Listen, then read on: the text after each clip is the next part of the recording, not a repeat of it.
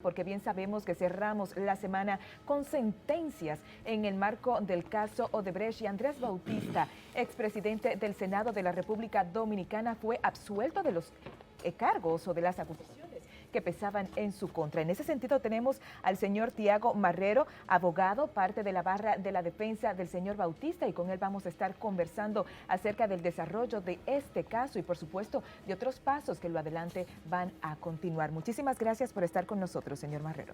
Gracias a ustedes por invitarnos, gracias a Liz, gracias a Alex, gracias a Roberto por la invitación. Realmente es un honor para mí participar con ustedes y conversar sobre estos temas que son siempre muy importantes para el país. Por supuesto. Temas interesantes fueron los que se dilucidaron allí, en este si se quiere, sonoro caso, el caso Odebrecht. ¿Qué podemos decir de repente de la determinación a la que arribaron las juezas en función precisamente del imputado que tú representabas? Bien, lo que pasa es que las juezas dijeron y hicieron una sentencia, por lo menos de lo que pudimos escuchar, porque recuerden que no tenemos la sentencia íntegra, sino que tenemos es una motivación sucinta, como dice el Código Procesal Penal, y luego es el dispositivo de la sentencia. De lo que ellas dijeron ahí es básicamente lo que finalmente nosotros veníamos señalando desde el primer día en el caso de Andrés Bautista. Desde que se presentó la acusación en contra de Andrés Bautista, nosotros hemos dicho que se trata de una acusación que fue burlesca, que se trató de un circo, que fue una cuestión totalmente mediática y política en contra de Andrés Bautista. En realidad, ahí precisamente, ¿qué dijeron las juezas, por ejemplo? Dijeron que en ocasión de los proyectos que se le acusaba a Andrés Bautista, como era la aprobación de la línea noroeste, la aprobación de la ampliación del acueducto de la línea noroeste y la aprobación de la hidroeléctrica de Palomino, es decir, de los financiamientos en el Senado, en ocasión del senador supuestamente le decían que él había recibido soborno por la aprobación de esas obras y esos financiamientos, nosotros decíamos no, eso no era posible. Primero porque en el caso del acueducto de la línea noroeste, Andrés Bautista primero era el presidente del Senado, pero él votó en contra del financiamiento. Lo dijimos y se quedó probado. Dijimos que en ocasión de la ampliación del acueducto de la línea noroeste se cumplieron con todos los trámites correspondientes a lo interno del Senado, y además de eso también se pudo verificar que se votó a unanimidad, ni se pudo comprobar, como habíamos dicho, que hubo algún tipo de influencia de parte de Andrés Bautista para incluir ese proyecto en lo que tiene que ver en el orden del día o para influenciar el voto con relación a la aprobación del proyecto de la ampliación. Y con relación a la hidroeléctrica de Palomino le dijimos, bueno, en ese caso en particular vino del Senado, donde la Cámara de Diputados ya estaba aprobado, venía con incluso una carta firmada por el presidente Leonel Fernández entonces que requería que se aprobara esa adenda, ese proyecto que no tenía que ver con el proyecto completo, sino que simplemente se refería exclusivamente a los estudios geológicos y arqueológicos previos a la construcción de la hidroeléctrica de Palomino, y eran solamente por unos 15 millones de dólares y ya incluso estaba preaprobado en lo que era el presupuesto general de la nación. Todo eso ya estaba contemplado y ambas cámaras a su vez lo aprobaron como normalmente sucede hoy día y siempre ha pasado en realidad. Entonces eso quedó comprobado. ¿Y qué quedó comprobado? Que el grueso de los proyectos no lo aprobó Andrés Bautista, lo aprobó otro presidente del Senado. ¿Qué quedó comprobado? Que en ocasión del acueducto de Samaná y el acueducto de Hermana Mirabal, que se le imputaban también a Andrés Bautista no era parte de la mayoría senatorial en ese momento, como nosotros señalábamos. Por lo tanto, no podía tener ningún tipo de influencia para poder aprobar eso, sino que lo aprobaron, ¿verdad?, la mayoría PLDista, que era la que estaba vigente en ese momento. Pero además de eso, en ocasión del acueducto de la línea del acueducto de la Samaná, él no estaba presente ese día, y fue en el año 2007 que se aprobó, no durante los años en los que él pudo haber sido presidente del Senado. Y en el caso del acueducto de la Hermana Mirabal, que era lo que nosotros señalábamos que era horrendo de parte del Ministerio Público acusarlo a Andrés Bautista ni siquiera era senador de la República cuando se aprobó ese proyecto, con lo cual se notaba cuál era la infamia y la inquina que había con relación a Andrés Bautista y esa acusación. Pero de repente, señor Marrero, perdone que le interrumpa, sí, porque escuchándole hablar me salta otra inquietud. ¿De dónde usted entiende que se desprende todo ese entramado acusatorio? Bueno, miren, Jean Alain Rodríguez, él tuvo una oportunidad con la historia. En ocasión de la confesión que hizo Odebrecht de que supuestamente hizo sobornos en la República Dominicana, también supuestamente a través de Ángel Rondón, en ese momento, a partir de la admisión de la culpabilidad, pudo haberse realizado una investigación seria, imparcial, objetiva, para verificar si ciertamente lo que dijo Odebrecht era cierto, porque todavía el día de hoy, como es una empresa mentirosa, hay que tomarle todo por los pelos.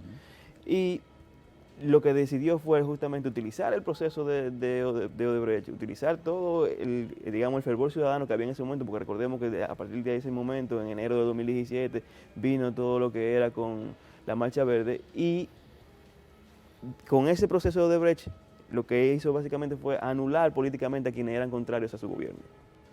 Y tanto a lo interno de su partido, porque como ustedes pueden recordar, la mayoría de las personas que fueron incluidas en el proceso de Odebrecht la primera vez con la solicitud de medida coerción, incluía a los principales dirigentes de la oposición, como era el señor Andrés Bautista, Jesús Vázquez, que hoy es ministro de Interior y Policía, ¿verdad?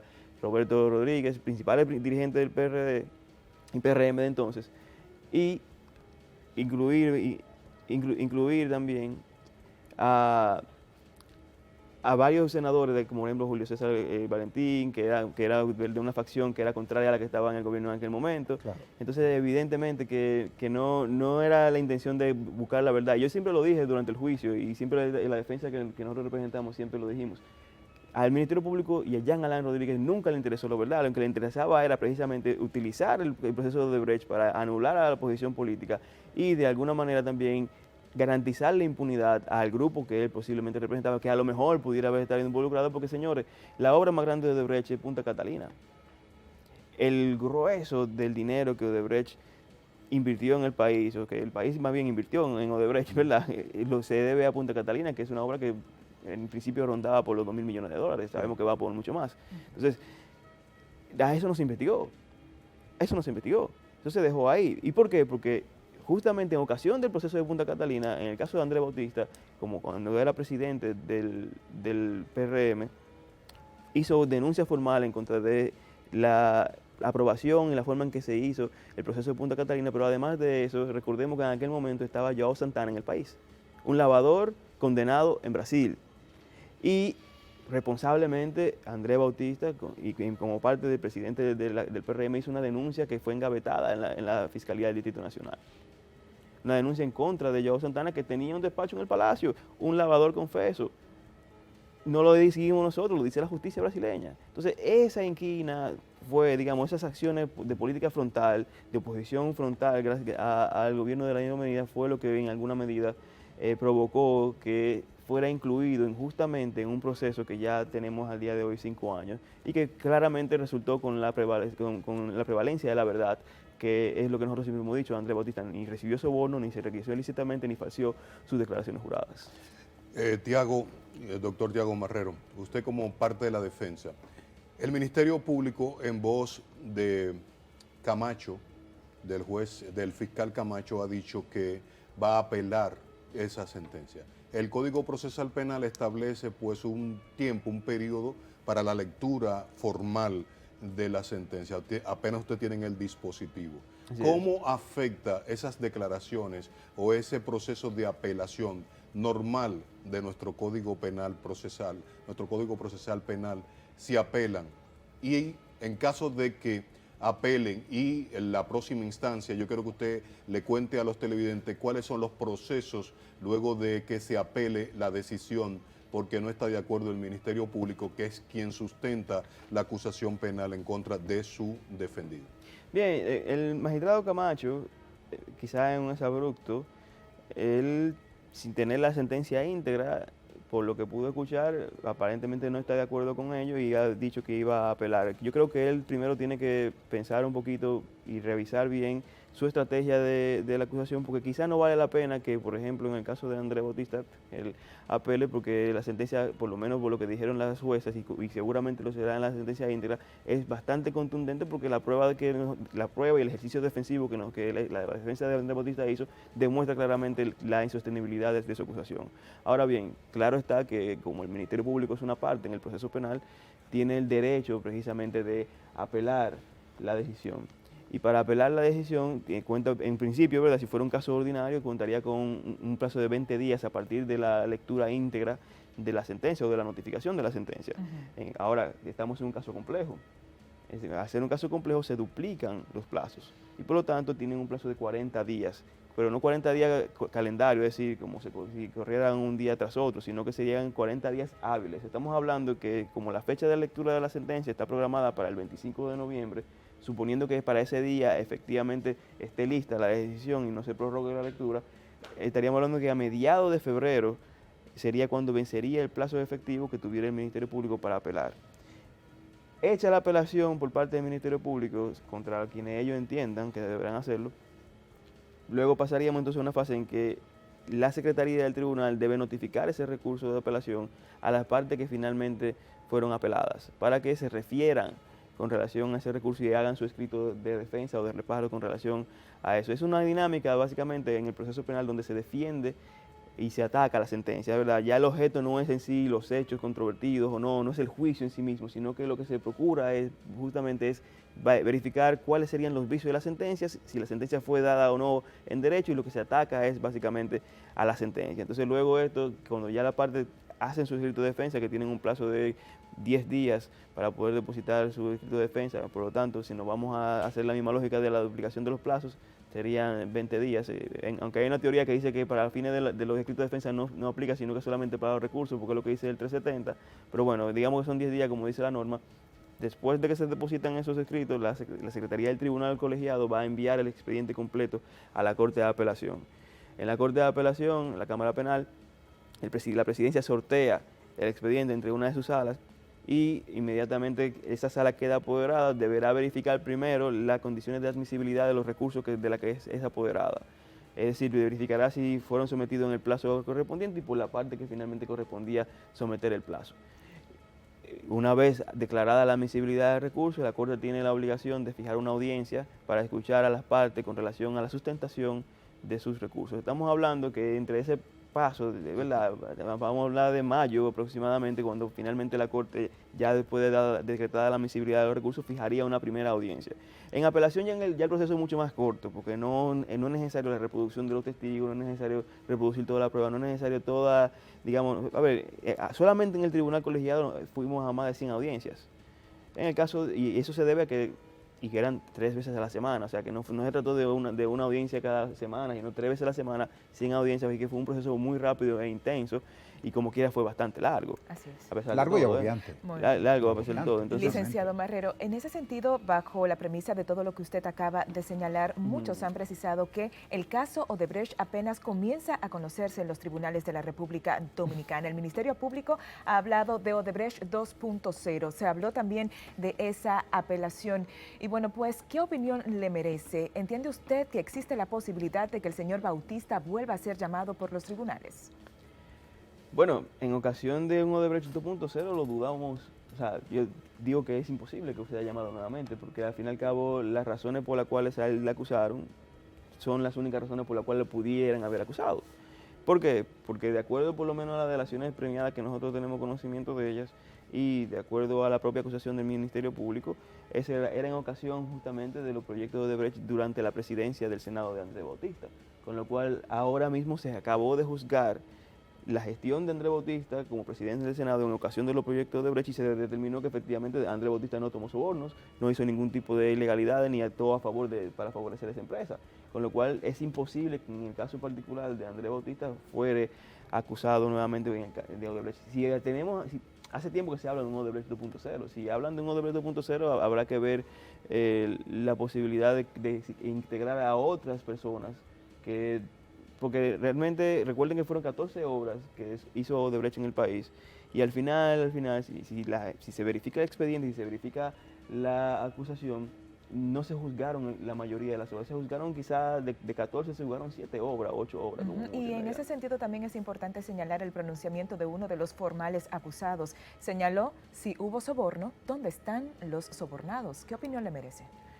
Mire, yo realmente quiero esperar la sentencia íntegra de parte del tribunal para entender el criterio que utilizó el tribunal, dado que ciertamente, por lo menos en la teoría general del tipo de soborno que tenemos, la tradición siempre ha sido de que es un delito de codelincuencia, es decir, no puede haber uno sin el otro. Sin embargo, yo le digo, tengo que esperar a verificar la sentencia para poder entender claramente el criterio que utilizó el tribunal para condenar a una persona a quien supuestamente le dicen que él fue que dio los sobornos, ¿verdad?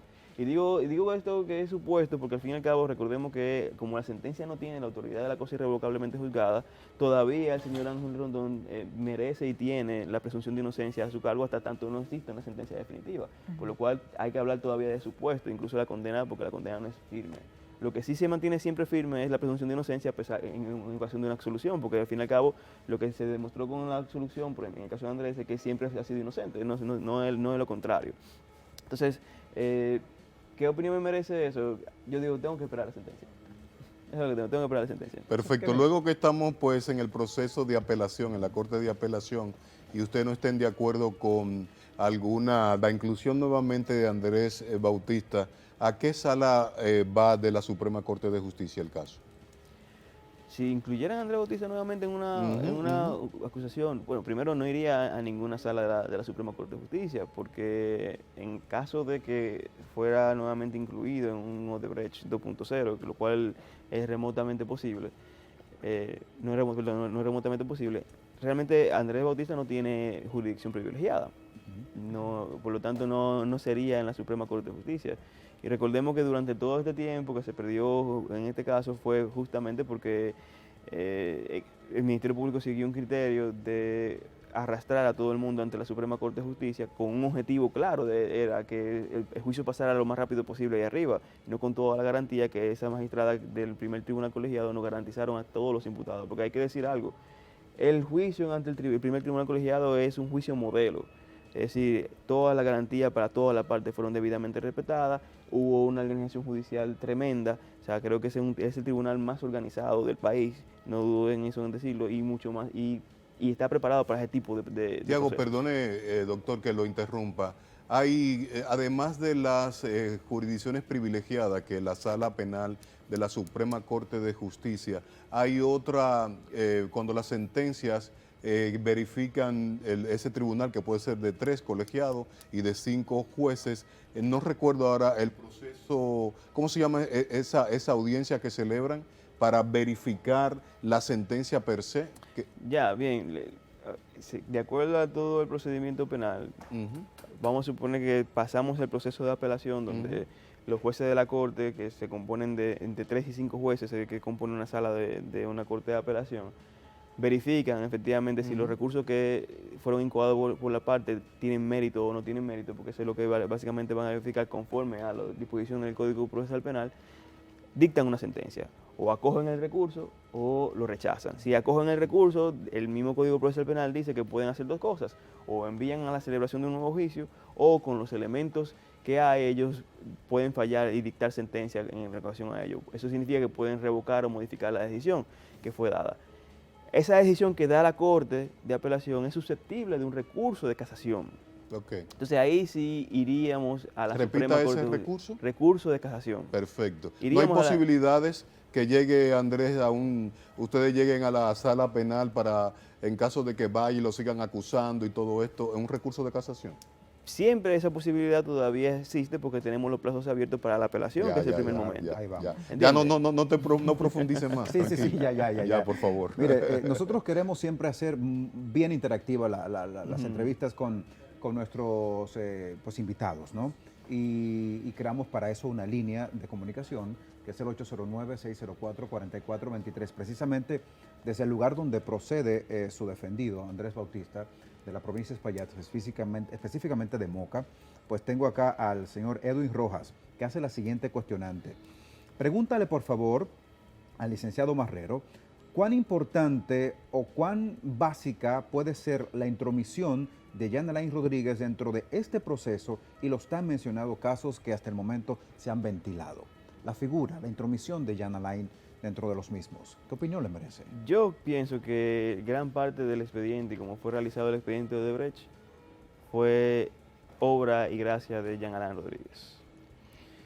Tienen parte, obviamente, de los investigadores y los fiscales que trabajaban para él, pero la escogencia, por ejemplo, de quiénes iban a ser acusados, quiénes iban a ser televisados, cómo íbamos a hacer el gran circo de lo que fue el caso de Brecht, porque es importantísimo recordar cómo inició este proceso. Claro. Es muy importante, recordemos cómo fue que lo filmaron a todo el mundo en su casa, se desplegó todo un dispositivo policial que antes no se había visto, como si fueran gente terrorista, ¿verdad? Todo este tema de la pasamontaña, Claro. que hoy día él está pagando eso mismo, porque el hecho de que a él le pongan esos cascos, que él esté con su chaleco antibalas y lo estén llevando como si fuera un terrorista, es producto justamente de esa política que él instauró de llevarle a la gente a través de las redes sociales, llevarle a la gente a través de la televisión un show mediático de lo que es un juicio y llevar juicio paralelo, que es lo que hace daño. Entonces yo pienso honestamente que el involucramiento de Jean Alain Rodríguez con relación a expedientes como es el caso de Odebrecht fue directo, y de hecho es tan directo que fue lo que firmó la acusación, nadie más, solamente él la firmó. Marrero, por supuesto, se nos agota el tiempo, no me gustaría dejar escapar esta oportunidad para consultarle en el orden de precisamente el escenario actual del Ministerio Público. Ya Jean Alain Rodríguez no lo rige. ¿Hay justicia independiente actualmente en la República Dominicana? Pienso que el país está encaminándose hacia un fortalecimiento del Ministerio Público en términos de sus funciones de investigación, en términos de sus funciones de autonomía. Y cuando me refiero a autonomía, es una autonomía frente al Poder Ejecutivo, y eso se debe justamente a que el presidente Luis Abinader hace bien en no inmiscuirse en los asuntos del Ministerio Público. Porque de autonomía siempre la ha tenido el Ministerio Público. La ley orgánica del Ministerio Público que establece, ¿verdad?, qué es lo que tiene que hacer el Ministerio Público, siempre ha hablado de autonomía, que sus fiscales son autónomos, que no dependen de nadie, que el Procurador General de la República no depende de eso, aunque tiene una función política en virtud de que la Procuraduría General se comporta como una especie de Ministerio de Justicia. Y creo que hemos avanzado. Justicia independiente vamos a tener desde el momento en que permitamos que los jueces tengan mucho más fondos, porque la justicia independiente no depende de los fiscales. Pudiéramos tener un ministerio público más autónomo, que haga investigaciones de forma mucho más independiente que la que estamos acostumbrados, y eso lo estamos viendo ahora. Pero pienso que sí, hay precedentes claros en este gobierno de que no importa el partido, se le ha perseguido, ¿verdad? Gente que incluso está en su cargo, se le ha perseguido. Gente que está en su cargo que se ha tenido que renunciar para poder enfrentar la justicia. Y eso teníamos mucho tiempo, por si no nunca, que no pasaba. En el país eso es muy positivo. Ahora, justicia independiente solamente podemos tener cuando tengamos un poder judicial, primero que tenga la dotación presupuestaria necesaria que dice la ley del presupuesto del Poder Judicial. Eso es lo primero. Y segundo, cuando garanticemos que la alta corte tenga una conformación lo menos afín a lo político partidario y más de carrera. Digamos así, más jueces de carrera es lo que garantiza una mayor independencia y autonomía por parte del Poder Judicial y una inamovilidad claramente establecida. Tipo, yo propongo, por ejemplo, que los jueces de la Suprema Corte de Justicia deberían tener una inamovilidad tipo el Tribunal Constitucional. Es decir, que se garantice que cada cierto tiempo pueda haber una variación en la composición de la Suprema Corte de Justicia, y evidentemente permita que durante 9 años, 10 años, esos jueces puedan estar tranquilos ahí de que sus sentencias no van a ser revisadas políticamente, y por lo tanto, de alguna manera u otra, garantizaríamos poco a poco una mayor independencia por parte de los jueces. Bueno, pues vamos a agradecer Tiago, sí, a Tiago Marrero. Marrero. Rápido, una pregunta que amerita una respuesta muy rápida. ¿Cuán verdadera es la verdad en estos procesos? La verdad se construye sobre la base de las pruebas, y las pruebas dicen la verdad. Listo, Tiago, no más. Perfecto. aquí, porque generaste una buena sensación. Sí, Tú la sabes verdad que es Pinalito, tú conoces la hidroeléctrica, ¿tú la visitaste, lo de Pinalito? Yo sé dónde está. Ya se pagó y deja beneficio y hace un gran aporte. Yo no estoy justificando los sobornos, quiero decir que valió la pena la construcción No, de tú Pinalito. estás justificando la utilidad. La utilidad de esta Pinalito. infraestructura. Todas por las supuesto, obras de Odebrecht fueron muy necesarias, son utilizadas. Bueno, no sé si Punta Catalina es la única que yo cuestiono honestamente por el No solo tema, tú, por, no solo tú. por el tema ambiental, básicamente Varios el temas, impacto sí, sí. ambiental que Ese puede es uno de generar. ellos. Pero genera recursos, beneficios ya. No lo sé. Sí, Pero es un sí. tema hasta de seguridad jurídica en el paso que vamos a introducirnos sí. en este punto, que quizás es importante que luego usted como experto en derecho público abordemos en lo adelante. Y vuelvas con Gracias nosotros. por habernos acompañado. Licenciado Muchas Tiago gracias a Marrero, ustedes. quien pues, nos ha acompañado hoy. Él es el abogado de Andrés Bautista en el caso de Odebrecht, que le hemos dado mucho seguimiento acá en el programa, y que por supuesto todo el país también ha hecho lo propio. Así que enhorabuena. Muchísimas gracias. Gracias. Al licenciado Marrero.